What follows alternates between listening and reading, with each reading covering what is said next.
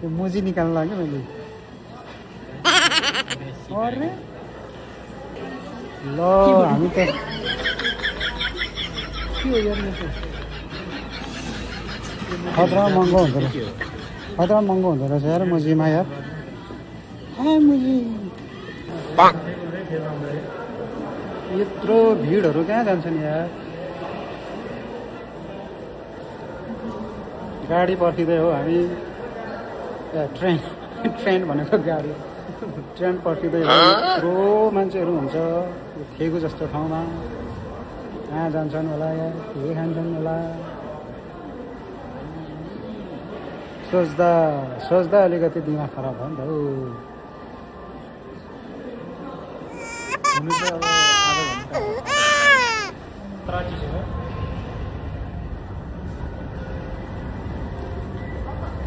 घन्टा यहाँ नदेखाउँदो रहेछ कि त्यस्तो देखाउँछ त्यहाँ आइपुग्ने बेला देखाउँछ यो खोल्ने बित्तिकै चिसो छ होइन त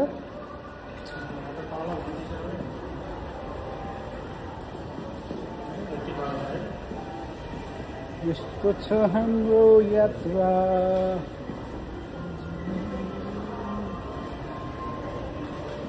ऊ त्यहाँ भनेछ त वहीजना आयो यो उता उसतिर दोङथाइतिर जाने भयो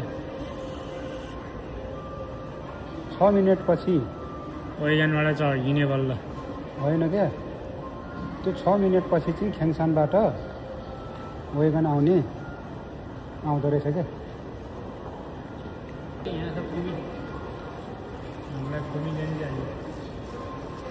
अझै बुझेनौ त्यो लेखेको माथि रातोमा भनेछ नि रातोमा होममा चाहिँ ख्याङसान ह्याङबाट वेगनबाट छुलफाल भयो भनेको थियो यो उसमा गाई छोला दङथेगुबाट चाहिँ थेगु पास भयो हामी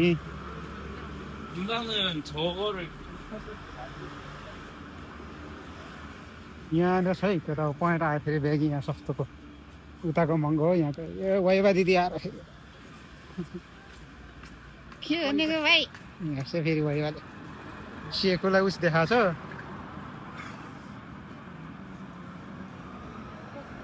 ओहो यो त कम्पनी रहेछ नि त ऊ रोटीको हेर त माथि बोर्डमा हामीले खाएको थियौँ नि यहाँ त्यो दाइरो मैले ए बुढीको यही हो माथि जाने कि यताबाट घुम्ने माथि गरम त्यतिर छैन हौ गनाको गना ठाउँ छ यार छिर्ने भयो त्यो बुढीको एउटा बुढी भयो ऊ त्यही हो क्या त्यहीँ छिर